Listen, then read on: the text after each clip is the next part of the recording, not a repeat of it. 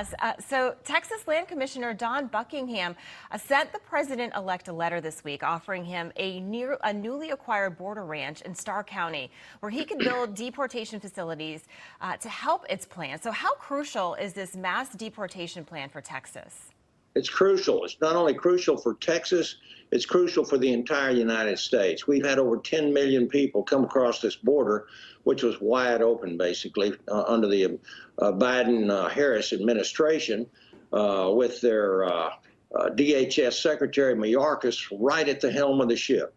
And there have been, as you know, murders, there have been rapes, there's child molestation, there's thousands of missing children. Constant drain on our treasury, and it's time to deport these folks. Yeah, that's what I think a lot of Americans want. That's obviously one of the big issues and the reason why they voted Donald Trump in, and you certainly are dealing with it severely there in Texas. So even though current illegal migrant encounters, they're down, Texas Governor Greg Abbott is warning that a potential mass migration is coming.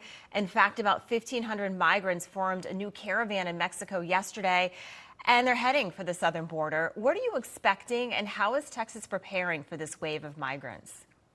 Well, I think I'm very proud of my home state. Governor Abbott and his staff, DPS, Department of Public Safety, our National Guard troops, I think they've done a great job. Unfortunately, if the federal government does not do their job, it makes an impossible situation down on the border, even for someone who's like Governor Abbott, who's willing to do what he can. But now with an incoming President Trump, his administration, I guarantee you, I know Tom Homan and the new border czar. I know him well. I've worked with him, been down to the border with him several times.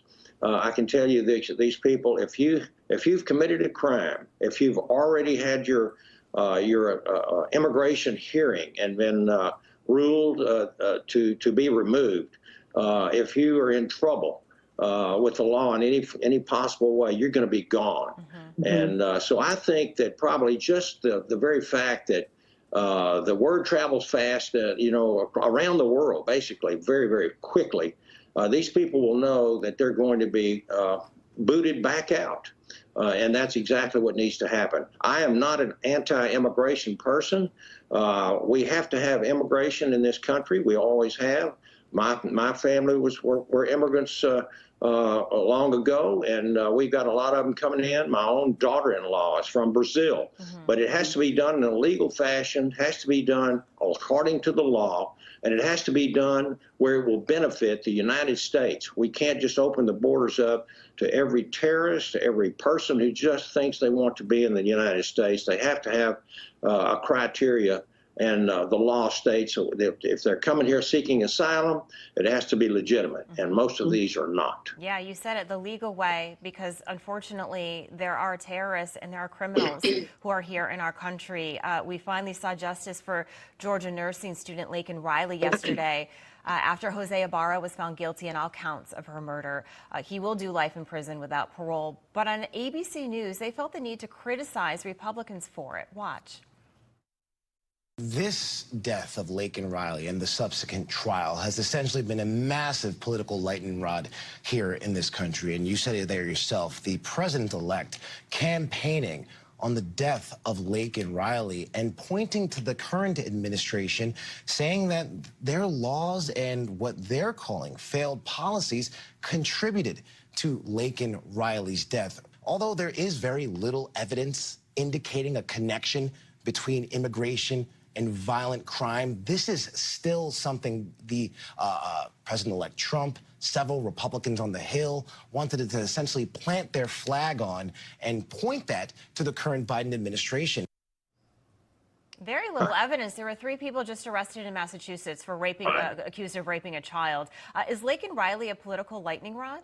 No, she's not. She was a young woman that deserved to have a full life, and she will never come back. And that's, as a grandfather, 17 grandchildren, half of them are daughters, granddaughters. And to think that this family has had to endure this terrorist act is basically what it was.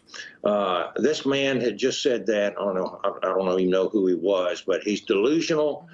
He is super politicized.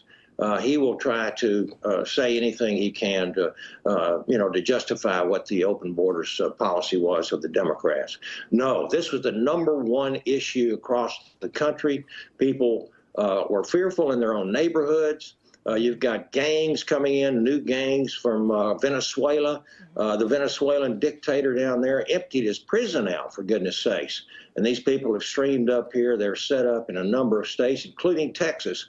And I can tell you one thing, they're going to be booted out as quickly as we can round them up. I know Tom Homan will do this. I know President Trump, I've had personal conversations, asked him what he was going to do with all these 10 million illegals that are running around this country, and he said, we're going to deport them. And I believe him, and I think it's the right thing to do. I think the United States of America, the American people have spoken loudly on November the 5th. They don't want open borders. We want inflation control. We want to get back. We want to get rid of the woke, weirdo stuff that's going around the country, including right here on Capitol Hill. And we want to put that behind us and get back to basics. Yeah, Americans spoke. They voted. They want change. Congressman Brian Babin, thank you so much. We appreciate it. Yes, ma'am. Good to be with you.